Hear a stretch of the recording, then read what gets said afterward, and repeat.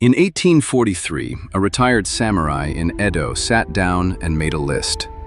Sword dealer, hired muscle, moneylender. Every one of those was something his class was supposed to despise. He wrote them out in his own hand, in the cheerful tone of a man describing a good year. He wasn't confessing, he was bragging.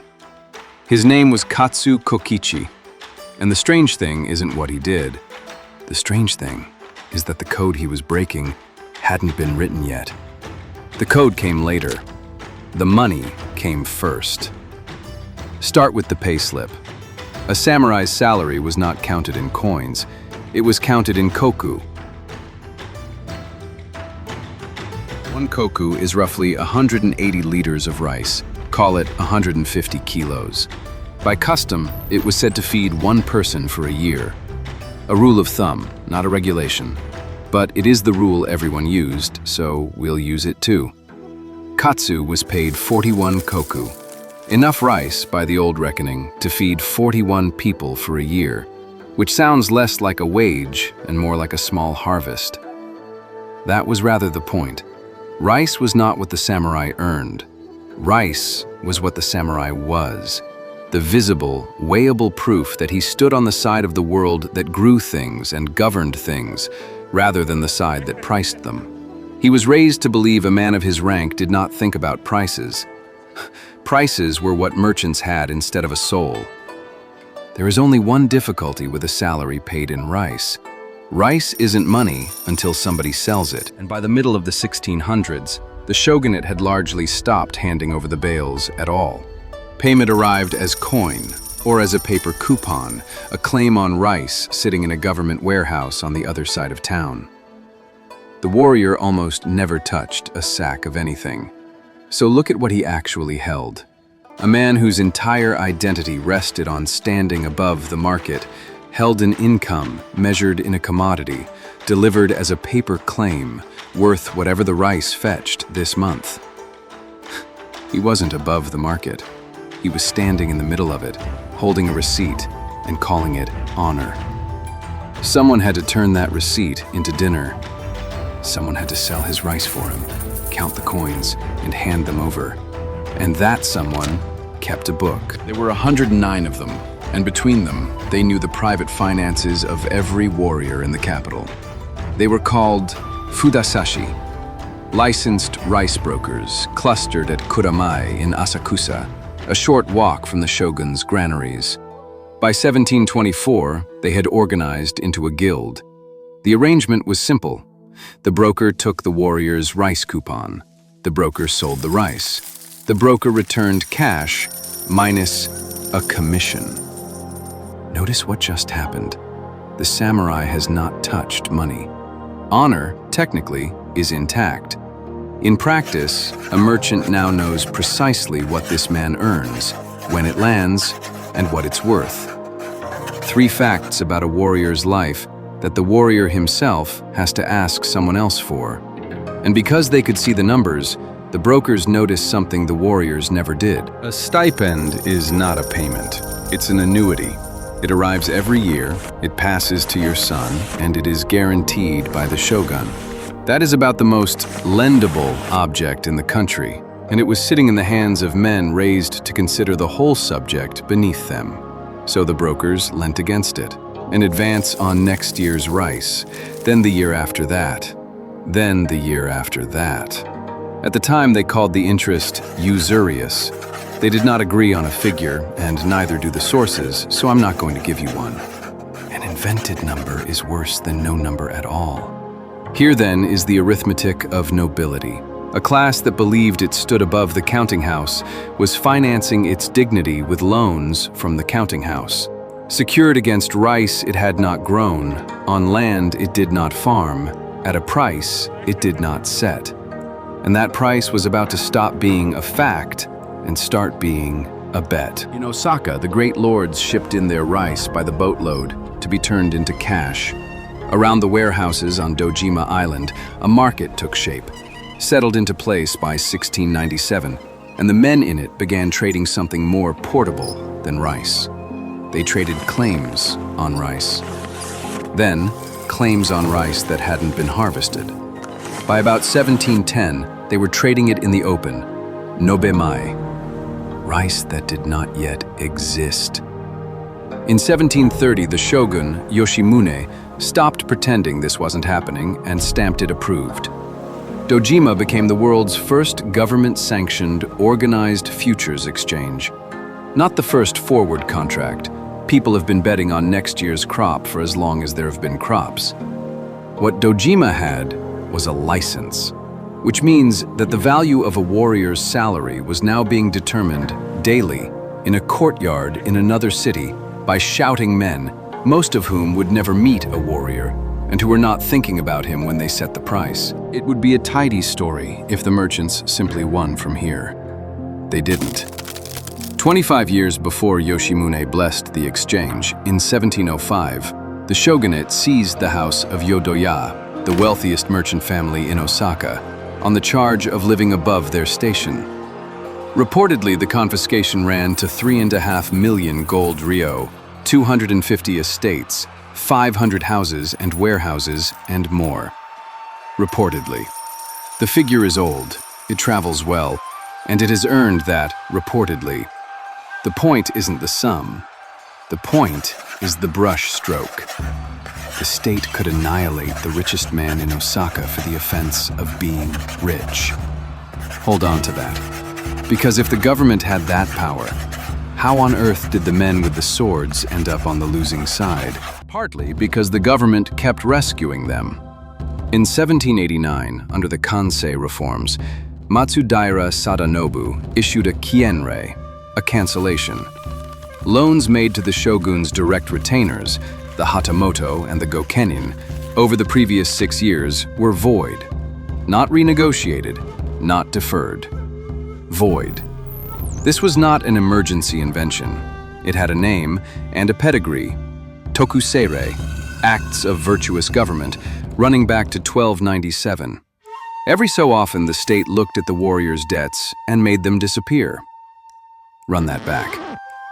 The dignity of the men who did not touch money was being subsidized, on a schedule, by the men who did. And here the story you were raised on comes apart. Because if you go looking for the law that forbade a samurai to handle money, you will not find it. There wasn't one. What existed was a Confucian idea about status. Warriors govern, merchants haggle. An idea, not a statute. Samurai owned money. They borrowed money. Some of them lent it at interest to each other. Nor was there a legal pyramid with merchants pinned at the bottom. The neat 4-tier ladder you may have been taught, warrior, farmer, artisan, merchant, was never a legal ranking among the bottom 3. Japanese schools stopped teaching it as one in the 1990s. And the poverty? There was a famous paper by Kozo Yamamura from 1971 titled "The Increasing Poverty of the Samurai." It spends its pages arguing that the increasing poverty of the samurai is not established. He tracks one bannerman, of middling rank, from 1711 to 1805, and the man's rice income wobbles on an index between 69 and 125. It dips. It never collapses. Remarkably stable, he calls it. Plenty of low-ranking samurai genuinely struggled. That part is real. What doesn't hold is the thing the myth sells you, an entire warrior class sliding helplessly into ruin. So Katsu Kokichi, trading swords, lending at interest, putting it all on paper with a grin, wasn't breaking any rule that anyone had written down. The code that would have shamed him did not exist yet, not as a book, not even as a name. Someone would write it later. We'll get to who wrote it, and who they wrote it for. So we are left somewhere uncomfortable. No law forbade them anything.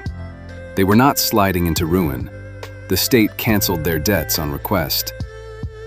Then what actually finished them? Nothing dramatic finished them. They were bought out. And the buyer was a government that owed them nothing. In 1868, the shogunate they had served collapsed. The men who replaced it were building a modern state with a conscript army, and a hereditary warrior class was not an asset they wanted. It was a bill they had inherited. In 1876, that new government abolished the hereditary stipend outright. In its place, a one-time government bond, Kinroku Kosai, issued the following year. The total came to roughly 174 million yen, split among about 340,000 people. The interest was tiered, 5, 6, 7, 10%. And the smaller your old stipend, the higher your rate. It reads like mercy. It was arithmetic. Take a whole year's interest on a bottom-grade bond and slice it across 365 days. It was said to work out at about a third of a single day's pay for the poorest laborer in Tokyo. The stable incomes had always belonged to the middle ranks.